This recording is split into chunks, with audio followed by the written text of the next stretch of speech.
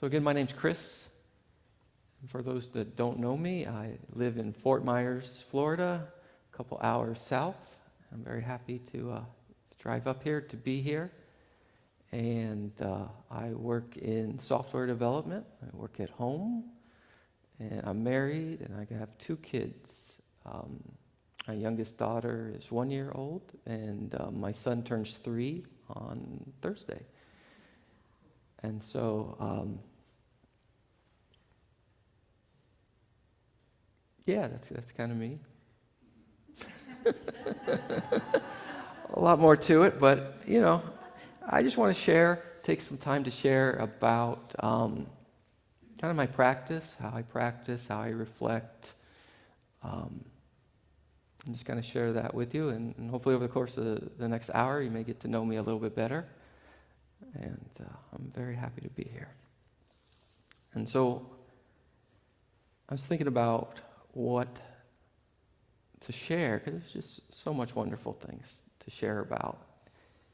And I was thinking about this idea or term of refuge. It pops up a lot in Buddhist books or Buddhist talks. Talking to Buddhists, you might hear that quite often. Taking refuge, going for refuge. And I really wanted to reflect on what that means to me. And there's a lot of good textbook answers on what that means. You can probably Google it. There's probably whole books on it, whole talks on it. People way more skilled than me in explaining it. But I really wanted, for myself, to take some time to reflect on what refuge really means for me, and not just rely on someone else's words, right? Because that's really what makes it alive for me. Because when I just read, every television commercial is trying to sell me a refuge. They're always trying to tell me that, my life is incomplete, that my life is nothing but suffering unless I have a Snickers.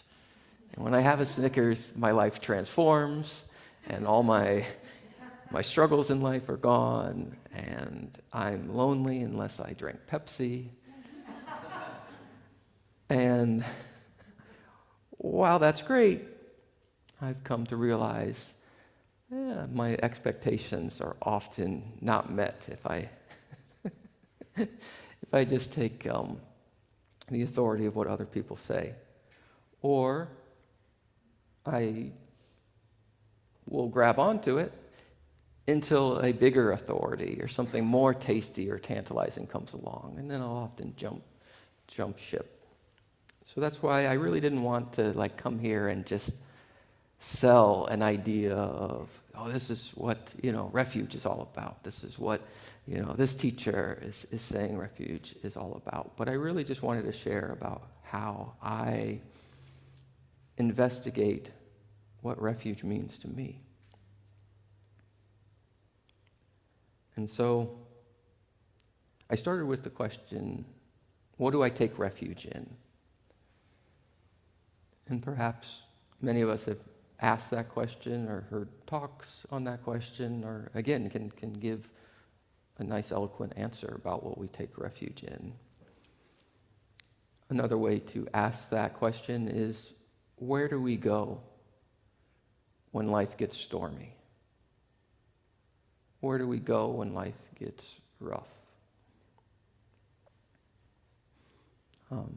In my life, in 2017, Hurricane Irma, I evacuated. I went to a shelter. So there it's kind of asking the question, and I remember sitting with my wife, V, and we were talking about it. If the hurricane comes, where will we go? It's a very good question to have during a hurricane. But in just kind of our life, when things get stormy, where do we go? So that's my starting point. That's where I started.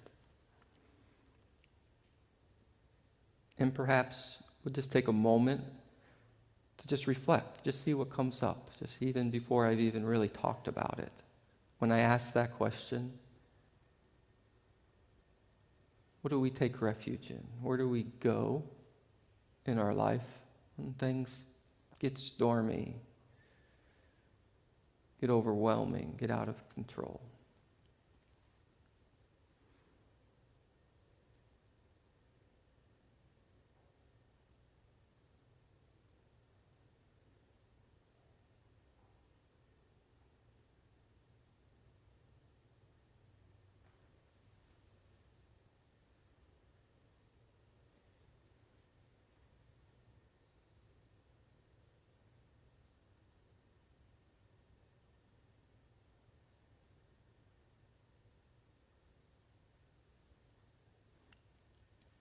And so perhaps you have an answer.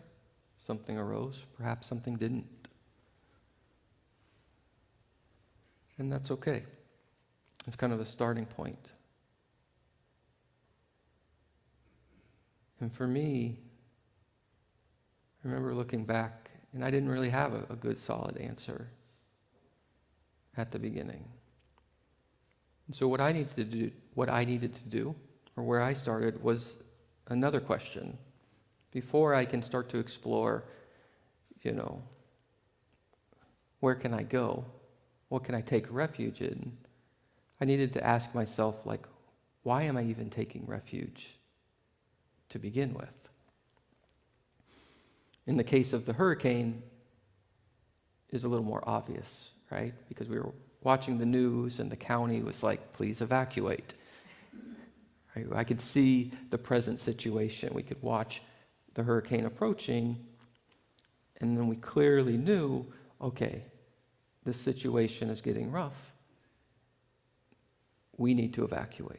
So first it was like that question. Once we made that decision, then we could look to, where do we go? Where do I go for refuge? So that's why I kind of want to take a step back and start and say, really, what is my current life situation? Why does Chris need to take refuge? Because my life's all right. I got a job. My annual performance reviews are good. Got a house. I got kids. I make ends meet. On paper, yeah, things could always be better, but things are good. And if things are good, why would anyone leave their home to become a refugee? Right? I don't go to an emergency center when there's no hurricane. Right? So if I really wanted to ask, does Chris even need to take refuge? Why would he take refuge? I really want to start to examine what is the situation in life that Chris finds himself in. When I think about refugees that leave their home, that leave their nation, often for famine or war or persecution, but they have a very specific knowledge of their situation. They're not just kind of wandering or sightseeing or, maybe I'll leave this country and go check out France. Right? They're very clear. They're aware of the suffering that's going on in their home. And because they have that knowledge, that awareness, right, it motivates them to leave everything behind, right? And now when they say, where do I go for refuge? It's probably much clearer to them because they've seen the situation in their home country. They've seen the storms. They've seen, the approaching war. And so I was like, man, do I treat taking refuge like that? Or do I just say, yeah, it's something that comes up in Buddhist circles, so, I do it.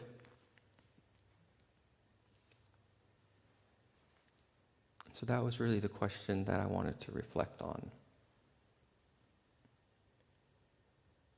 And so maybe we'll just start with a little reflection. What is our current situation in this life?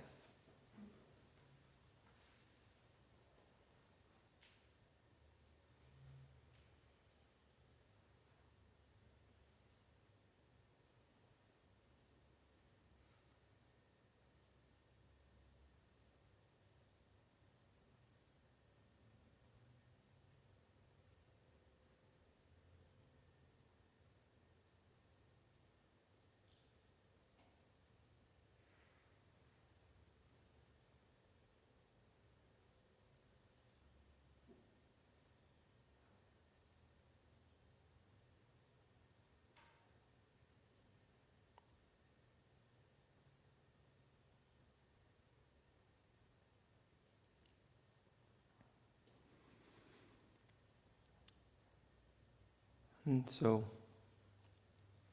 when I reflected on that question, I said, oh geez, Chris, that's a really hard question to answer.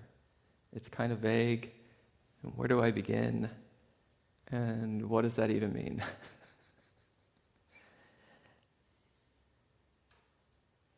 It's so easy to say I'm reflecting on my current situation on life, but then I'm just really just ruminating on my past. And I kind of watched myself and like, well, I'm just sitting here thinking about my past. And is thinking about my past, is ruminating about my situation, really reflecting? And so it's like I need a better way to reflect so that I don't get caught up in rumination. I need a better way to take stock of like my current situation in this life, so I'm not dependent on just what other people are telling me how my life is, or just kind of what I might think moment to moment about my life. You know, when I'm having a good day, it's like, yeah, everything's okay. And then when I'm having a bad day, it's like, oh, my life is horrible, and I can't believe I'm in this mess. And so, like, how can I navigate just kind of that world of opinions and rumination in a better way? So does that make sense? So are there any questions kind of about like kind of what I said so far, or this kind of looking? Because I want to know myself. I really want to know, you know, if the Buddha says, you know, they're suffering, you know, I really want to know, is that true? Is that true? It's just to walk around saying, oh, it's all suffering. I don't know if that's true. Is that my actual experience? And if I go around and say, it's fine, everything's all good, very easy to do, but is that also true? And so what helped me is to, at the end of the day, when I reflect, instead of just tossing it out like I did with you all, just say, yeah, just reflect on your life. Kind of a trap. To break down that reflection into more bite-sized pieces, a little more manageable chunks, or manageable lenses in which I can turn and look at my day. And the way I do that is through kind of dividing up my activities of the day into activities of the body, activities of the speech, and activities of the mind. And instead of just also saying, how's my life? You know, really going back and looking at just the last 24 hours. So I kind of create a boundary. And this way, I can hopefully not get caught up in storytelling to myself and ruminating, and then I'm just complaining to myself, or just getting lost in a story. So I set up this boundary of, I'm going to spend a little bit of time reflecting on the activities of my body. in the last 24 hours? What has been my embodied experience since I woke up? You could even start small and just say today, or not too far into the day. I'm not getting caught up in thinking. I'm not getting caught up in what my thoughts are or my emotions. I'm not getting caught up in my speech, my interactions with people, but just my body experience. And so perhaps we can kind of now have a little bit more of this bite-sized investigation. And so let's just sit for a minute and let's set that boundary of, if we want, just this morning, since we woke up, or we can take the past 24 hours and reflect on kind of what were the actions of my body.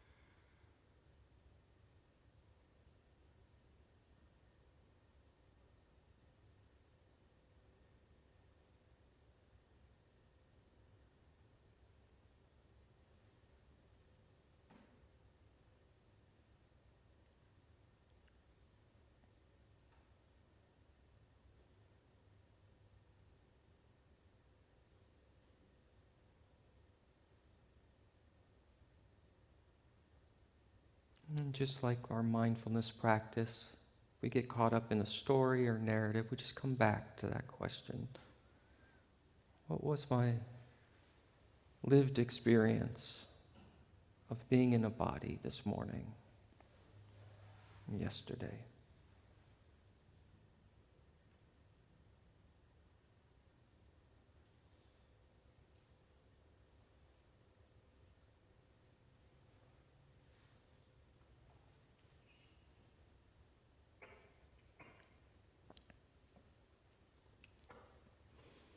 And to further help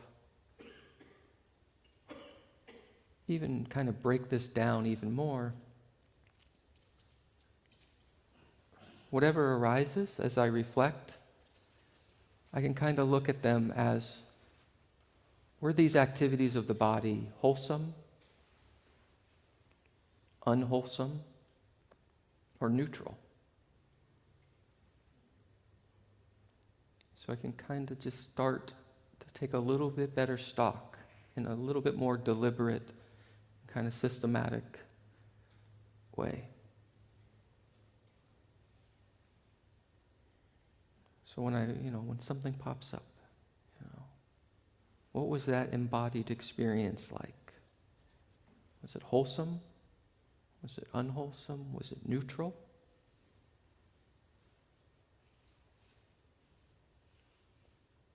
Was my body tight and constricted? Was my body at ease and relaxed? Or was it just kind of neutral in neither of those?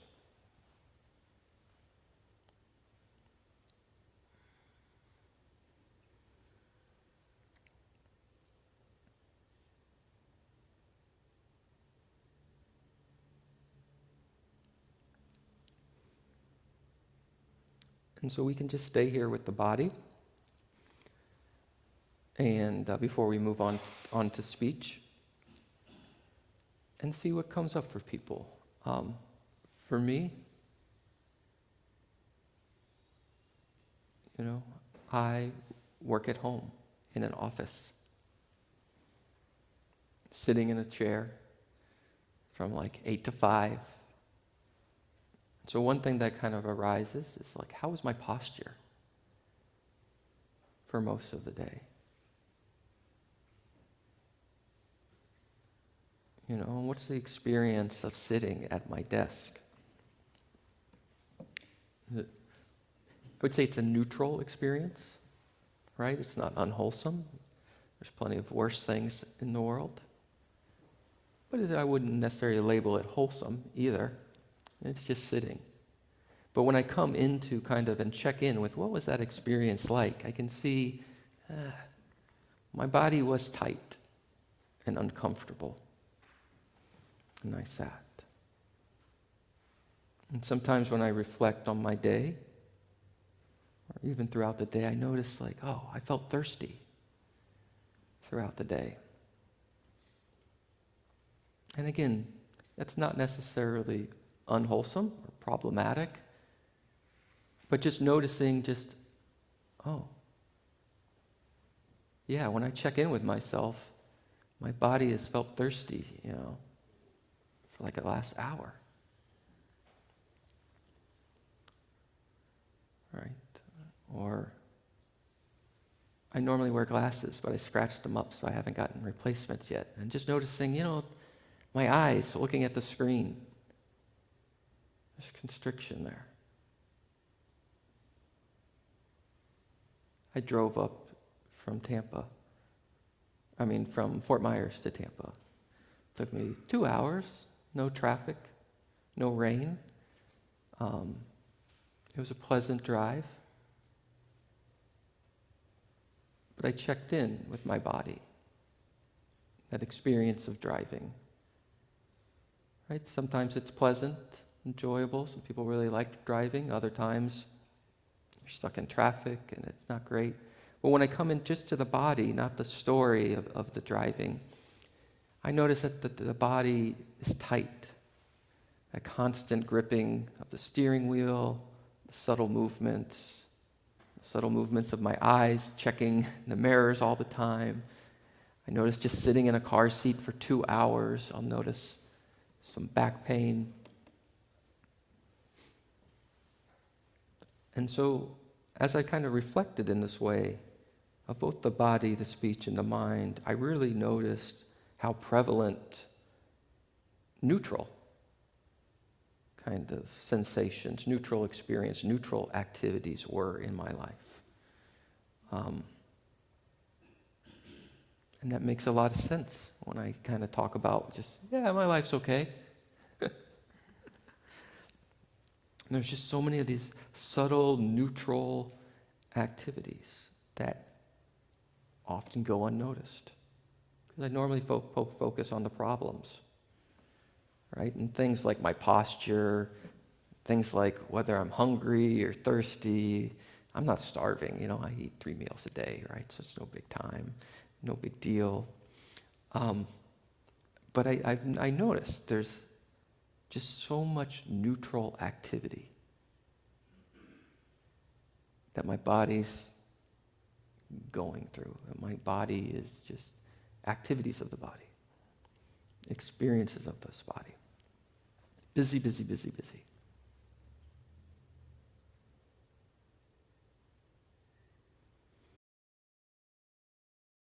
Let's just do this practice again, but now with our speech. So we can kind of take stock of the morning, of the last 24 hours, and really set a boundary around our activities of speech and things that we've said. And we can include our internal speech if we want, things we say to ourselves, and the things that we say to others.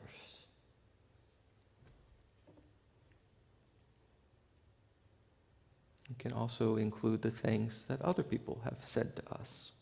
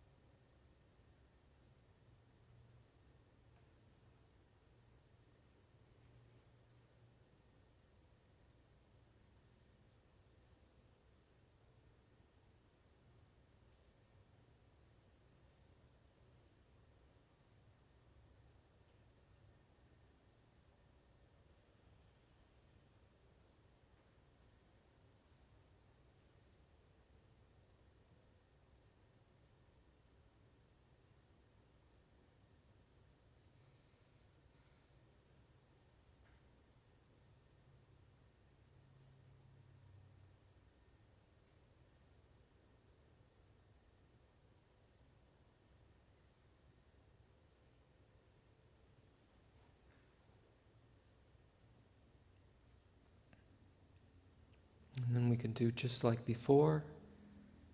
And as our activities of speech start to come up, we start to reflect, we can kind of ask ourselves, were these activities of speech that I was saying or listening to wholesome, unwholesome, or neutral?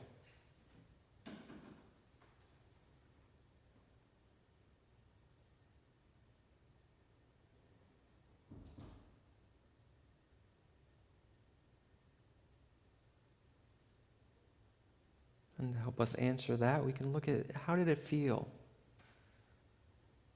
when I was listening to that, or reading that online? What was the experience like when I was having that conversation with a coworker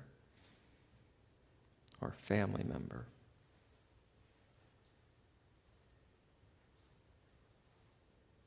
Did it make me feel open and free? Did it make me feel tight and constricted?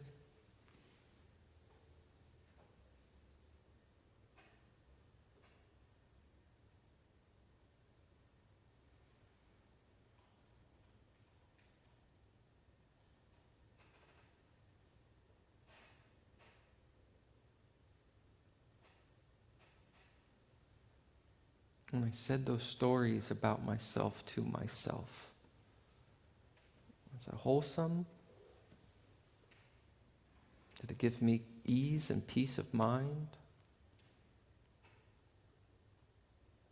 Did it cause me more stress and worry, tightness?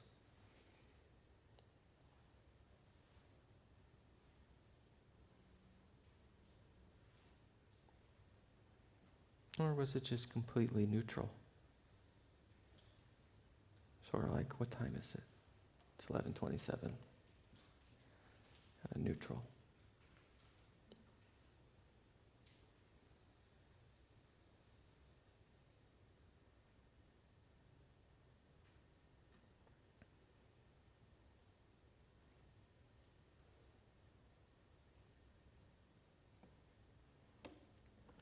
So we'll stop there.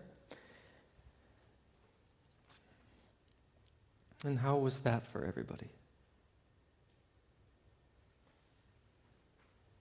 To me, this one's really big because so much of my life is digital these days. And being online, being on a device, it's just tons and tons of endless communication. Whether it's social media or the news, it's just like a constant stream of discourse. People saying things, you absorbing it, reading it. Conversations at work, conversations at home, conversations just hanging out with friends. We hung out, chatted. Just kind of endless chatter. But when I really start to reflect, what was the quality of this? Did it bring about any benefit? Or did I leave that interaction, that dialogue with that person feeling like, something was off. It didn't feel so good.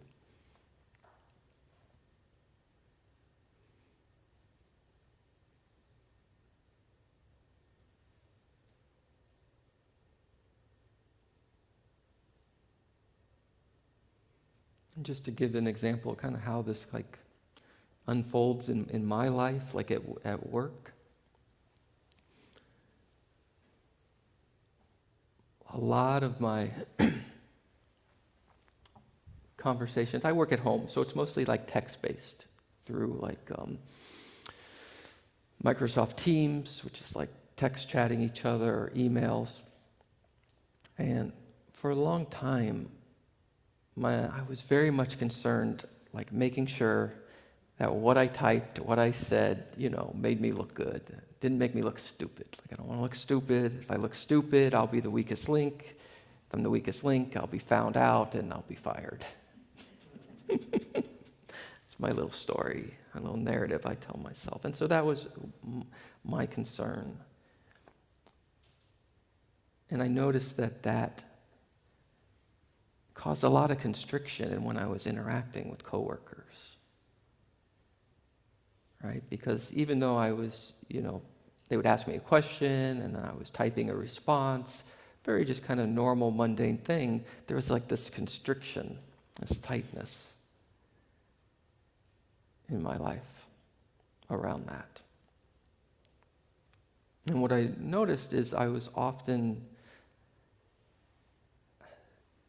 not having conversations with people in a way where I was listening to their question and answering what they needed, but I was more just concerned with making sure I gave the right answer.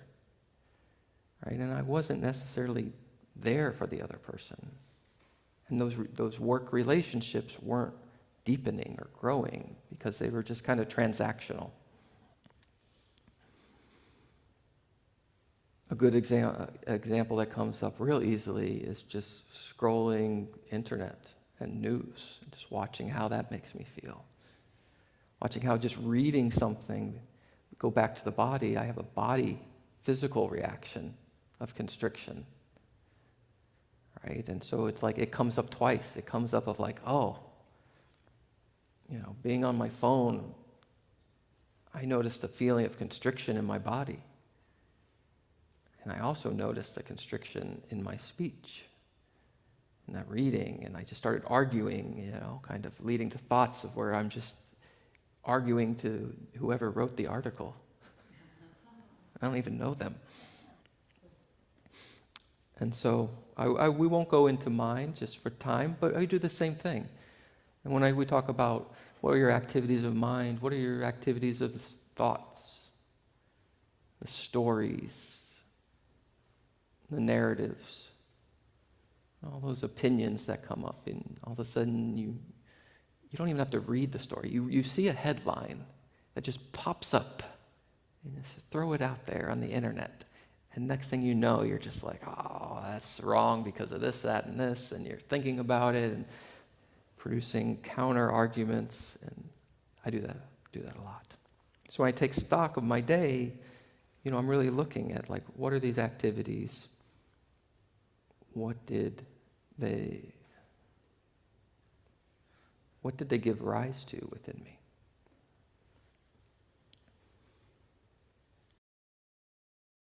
Again, we all have different lives. We all have different past 24 hours. What comes up?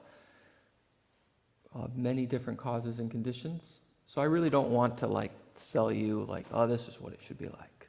This is what your experience should be like. But I will share a little bit of just, doing this practice, what arose for me. And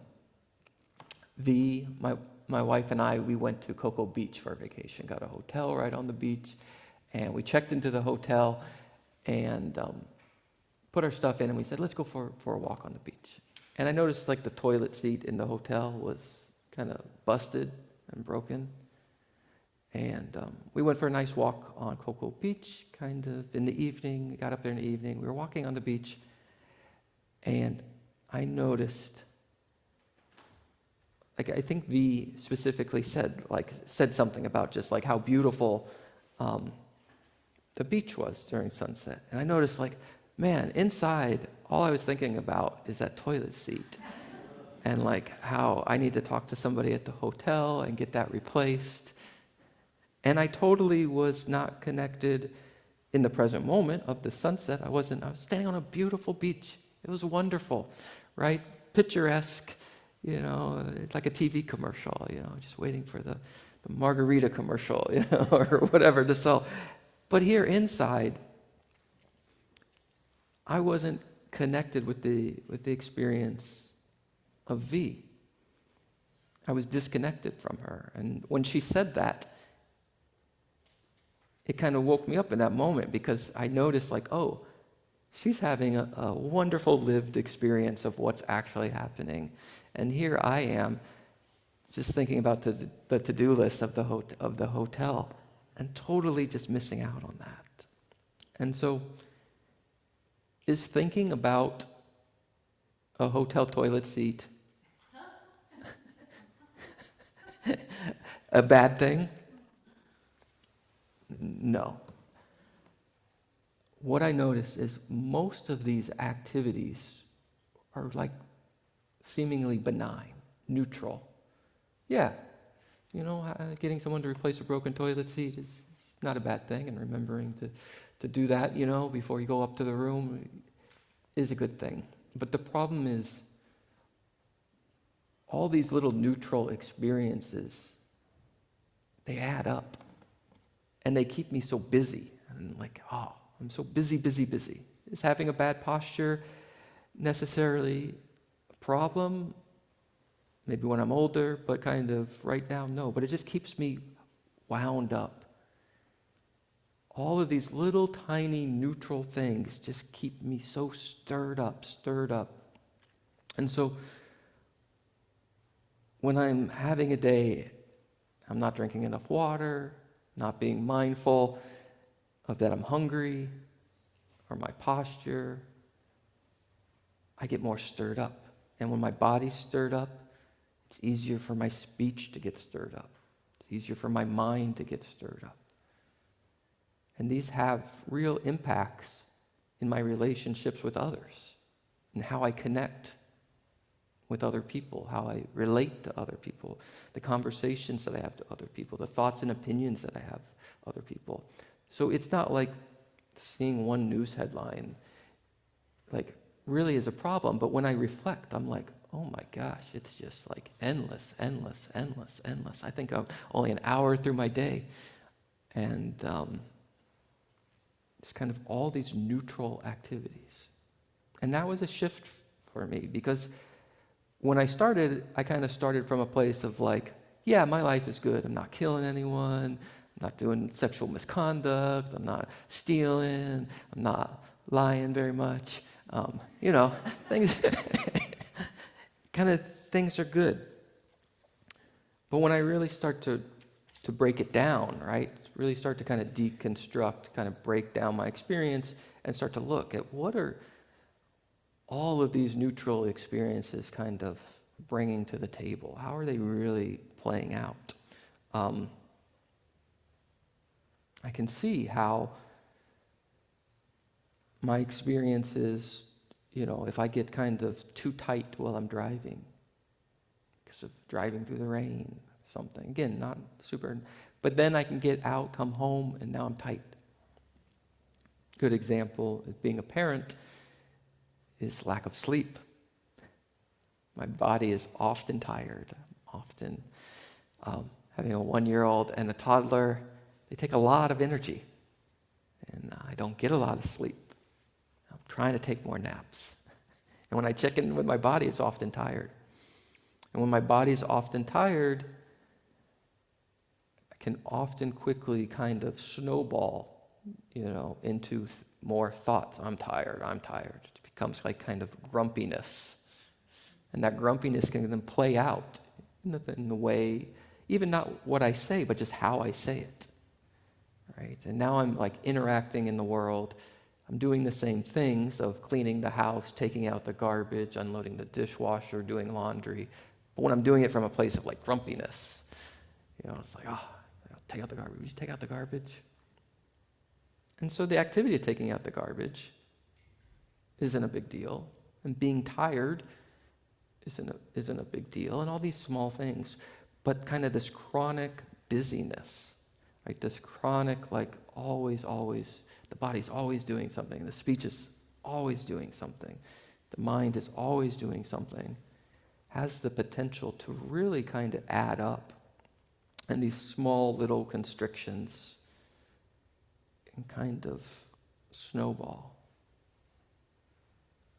So that's what I noticed. And so then when I looked, why do I need to take refuge? I can start to see, okay, man, every night I've been reflecting in this way. Every day's the same.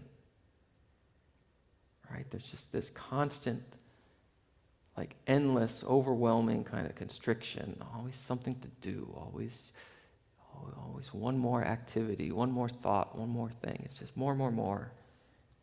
And that was big for me, because it started to challenge that idea of like this kind of either you're steeped in suffering or you're not. And really kind of what's going on. What does suffering mean? Because the gross suffering, yeah, I can conceptually get.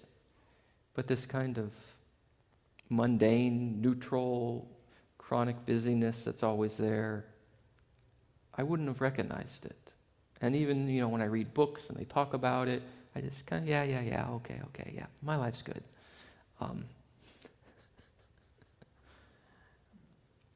And so,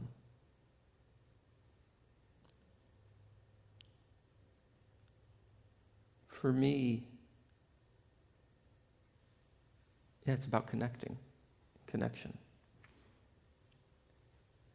And it was just kind of like, am I connected with the world? Am I connected in my relationship with my kids? Am I connected with my relationship with my partner? Am I connected? Or am I just endlessly kind of going through the motions, going through the next thing, trying to figure it out, trying to do it, just kind of. So does that make sense? So maybe we'll just open up to any questions or comments on this kind of practice of kind of turning and looking at our own life.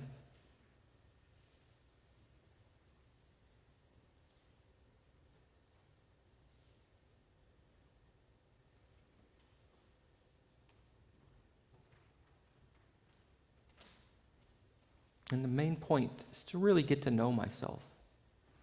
Know Chris. Know who I am. Know the situation of my life, right? And not just conceptually. Not just reading a book that says, oh yeah, we all suffer from impermanence or this or that. But to really have kind of just a direct experience where it's like, I know through my own authority of looking at my life, of taking stock, I know the situation I'm in. If I'm going to buy into this as a path, if I'm going to buy into this, if I want to put my trust and my confidence in something, I really want to know, is this for me? Why is this for me? And kind of like what you were saying, once I know the situation I'm in, it's much easier to say, okay, I know the direction I want to go to get out of this. But when I don't know kind of what the situation I'm in, there's so much variety of directions I could get pulled in. It's like, oh, that sounds nice, go over there. And what they're saying sounds nice if I go over there. But that may not be what Chris needs, to go for when things get rough in his life. So hopefully that makes sense. Any other questions or comments? Chris online, Dan and Robbie Tish say, this is very helpful, Chris, and can explain why a small incident or thought can become such a big deal. Explain why such a small thought can snowball into a big deal, can become a big deal. Yeah, such a small incident or thought can become such a big deal. Yeah, it's it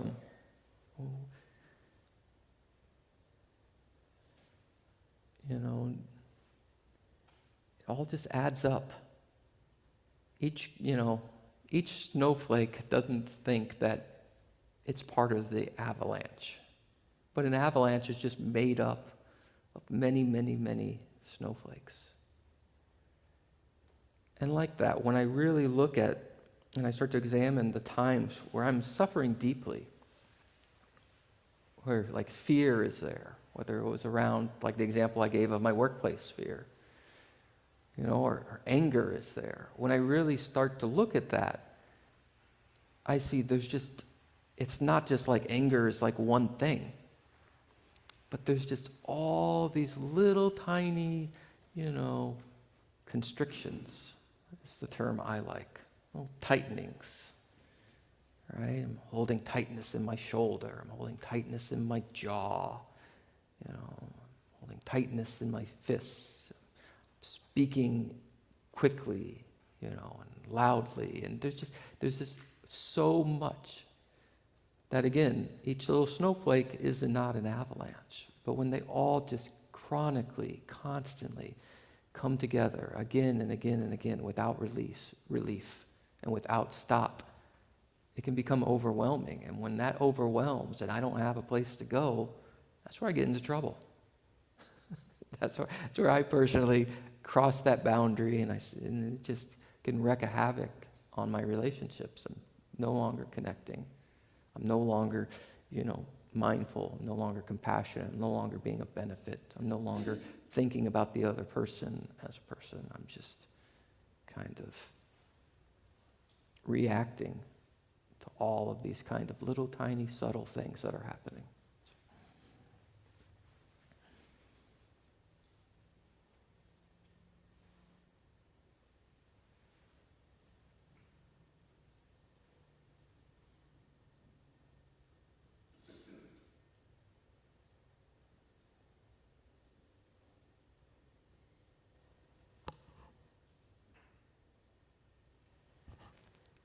Chris, there's a question for you. Where do you go for refuge? Or where does one go for refuge? Well, like I said when I started, I'm really not trying to sell you all on that. And so that's really where that was the initial question I started with in my own practice and investigation. It was really something that I needed to generate for myself. Having somebody say, go for refuge in the Buddha. Like, okay, yeah, that's great. But what does that really mean? It's not very lasting or strong just to kind of take it on the authority of someone else. And what someone might need in each day or each moment or in their life based on their causes and conditions might be very different than what I need. So I would say the best way I think to answer that is to kind of use our last few minutes together to reflect, to sit and just to do this practice. And so why don't we just sit comfortably and come into our body.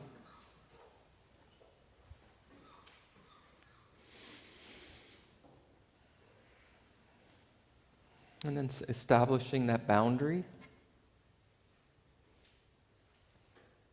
of the last 24 hours, perhaps.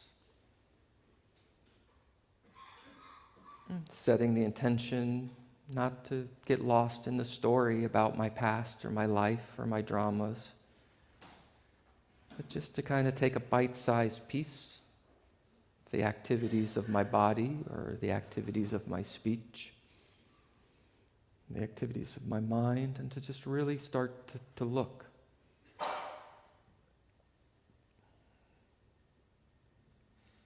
And so let us just practice in this way, silently, for the next few minutes.